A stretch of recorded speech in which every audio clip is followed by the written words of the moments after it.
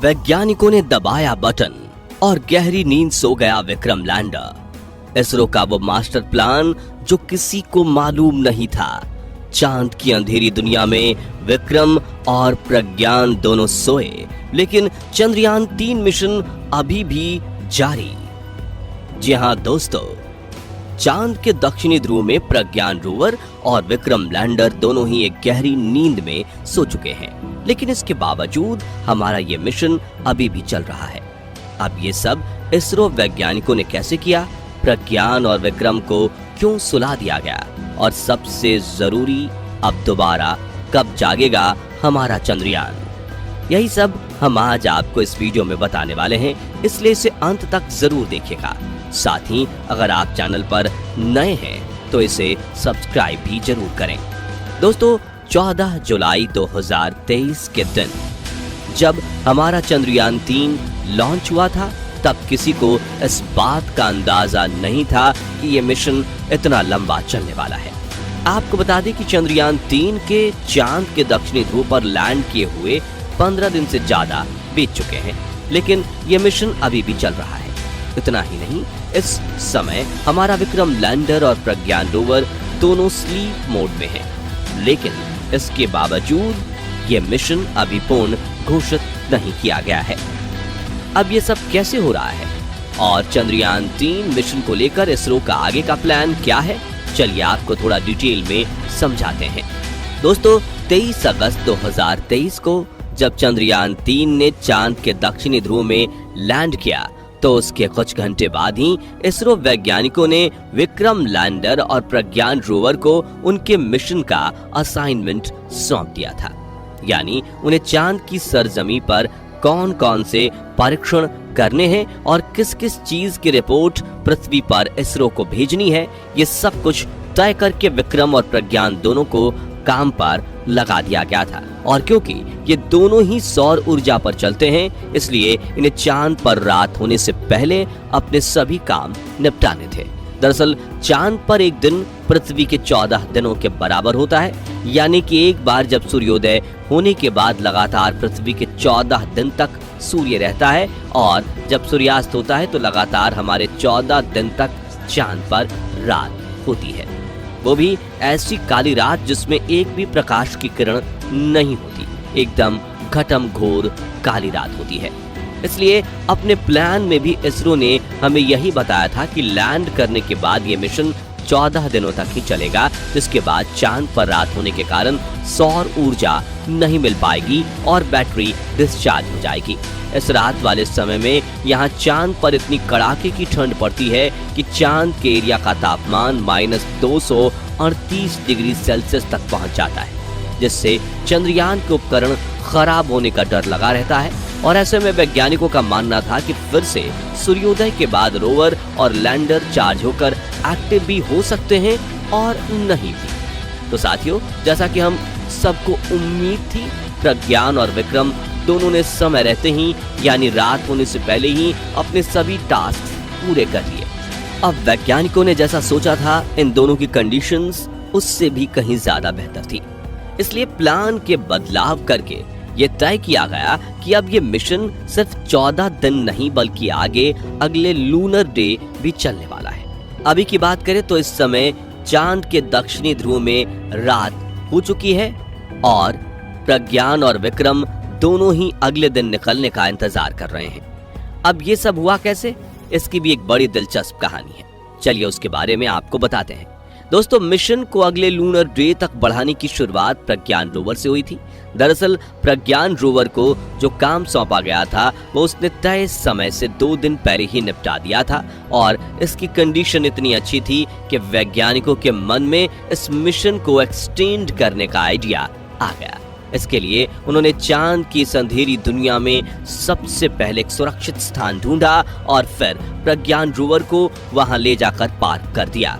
इसके बाद कुछ जरूरी चेक किए गए, जिसमें बैटरी की चार्जिंग परसेंटेज देखना भी शामिल था। साथ ही प्रज्ञान ने अभी तक जो डेटा कलेक्ट किया था वो सारा विक्रम लैंडर के जरिए पृथ्वी पर ट्रांसमिट कराया गया, और सारे काम होने के बाद जब बैटरी पूरी तरह से चार्ज हो गई तो 2 सितंबर के दिन रात में करीब 10 बजे वैज्ञानिकों ने कमांड देकर प्रज्ञान रोवर को स्लीप मोड में डाल दिया।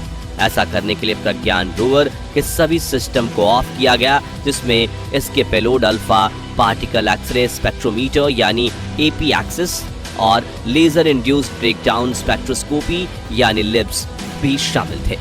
लेकिन वैज्ञानिकों ने इसके रिसीवर को ऑन ही रखा है ताकि इसे स्लिप मोड से बाहर आने की कमांड दी जा सके।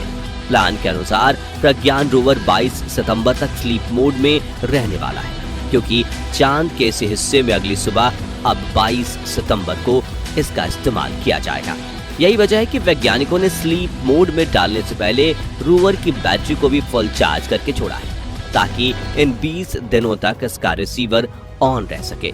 वहीं दूसरी तरफ विक्रम लैंडर की बात करें तो वो भी इस समय स्लीप मोड में है, लेकिन उसको प्रज्ञान रोवर से 2 दिन बाद इस मोड में डाला गया था। दरअसल प्रज्ञान रोवर की तरह विक्रम लैंडर का काम 2 सितंबर को पूरा नहीं हो पाया, जिसके चलते इसने आगे 2 दिन और काम किया और जब सारा काम निपट गया तो वैज्ञानिकों ने इसको भी स्लीप मोड में डालने की प्रक्रिया शुरू कर दी। इसके लिए बेंगलुरु के इसरो बेस में मौजूद वैज्ञानिकों ने बटन दबाकर पहले इसके इंजन को ऑन किया और इसके बाद हवा में करीब 40 सेंटीमीटर ऊपर उड़ाकर इसे 30 सेंटीमीटर दूर प्रज्ञान रोवर की बगल में लैंड करवा दिया गया। इस तरह विक्रम लैंडर ने एक ही मिशन में 2 बार सॉफ्ट लैंडिंग करके नया कीर्तिमान बनाया है। अब दोस्तों, वैज्ञानिक अगर चाहते तो विक्रम लैंडर जहां मौजूद था उसको वहीं उसी जगह पर स्लीप मोड में डाल सकते थे, लेकिन क्योंकि लैंडर के अंदर काफी सारा फ्यूल बचा हुआ था और इसरो को आगे के मिशन के लिए ये एक्सपेरिमेंट करना था, इसलिए विक्रम लैंडर को स्लीप मोड में डालने से पहले उसकी जगह चेंज कर दी गई। असल में इसरो अब आगे आने वाले अपने समय में दूसरे ग्रहों पर ऐसे मिशन भेजने की तैयारी कर रहा है, जिसमें उन ग्रहों से सैंपल पृथ्वी पर मंगवाए जाएंगे। साथ ही हमारे वैज्ञानिक इंसानों को दूसरे ग्रह पर भेजने वाले मिशन पर भी काम कर रहे हैं। इस तरह के मिशंस में सिर्फ लैंडिंग ही नहीं बल्कि पृथ्वी पर वापस आने के लिए लैंडर को दोबारा उड़ान भी भरनी पड़ती है, और इस चीज का एक्सपेरिमेंट करने के लिए इसरो ने विक्रम लैंडर के इंजन को दोबारा चालू किया और उसे हवा में उड़ाया और दूसरी जगह पर सफलतापूर्वक शिफ्ट भी किया।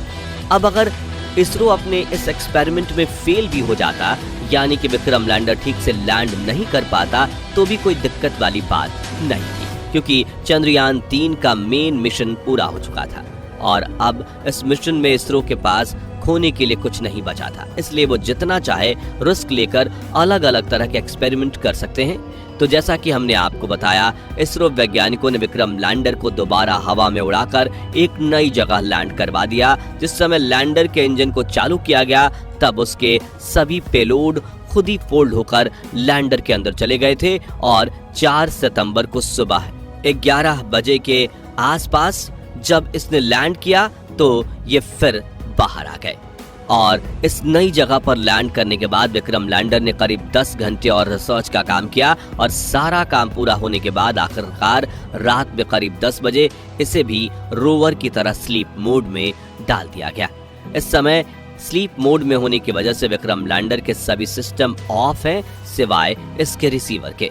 जहां प्रज्ञान रोवर की तरह विक्रम लैंडर के रिसीवर को भी ऑन ही रखा गया है, क्योंकि इसरो वैज्ञानिक इसको भी 22 सितंबर के दिन वापस जगाने वाले हैं। इसरो ने ये सारी जानकारी अपने official social media handle x के माध्यम से हमारे साथ साझा की है और साथ ही हमें इस एक्सपेरिमेंट के कुछ फोटोज और वीडियोज भी भेजे हैं।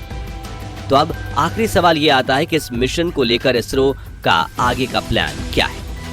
तो जैसा कि हमने आपको बताया, इसरो वैज्ञानिक 22 सितंबर के दिन रोवर और लैंडर दोनों को स्लिप मोड से बाहर निकालने वाले हैं और चांद के इस हिस्से में नया दिन निकलने के साथ ही ये एक नई लोकेशन पर बिल्कुल नए टास्क करना शुरू कर देंगे।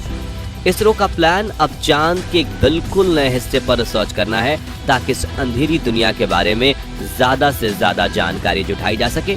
और क्योंकि चांद पर एक दिन पृथ्वी के 14 दिन के बराबर होता है, तो ऐसे में हम ये कह सकते हैं कि 22 सितंबर के बाद हमारा चंद्रयान 3 मिशन में आगे कम से कम 14 दिन और काम करने वाला है। हालांकि इसके बाद भी इसरो वैज्ञानिक इस मिशन को आगे बढ़ाएंगे या नहीं, इसको लेकर अभी तक कोई जानकारी नहीं दी गई है। वैसे आपको क्या लगता है, वैज्ञानिक इस मिशन को कितना आगे तक ले जाने वाले हैं? कमेंट बॉक्स में अपनी राय जरूर शेयर कीजिए। बाकी आज के हमारे इस वीडियो में बस इतना ही। वीडियो अच्छी लगी हो तो इसे लाइक और शेयर जरूर करना।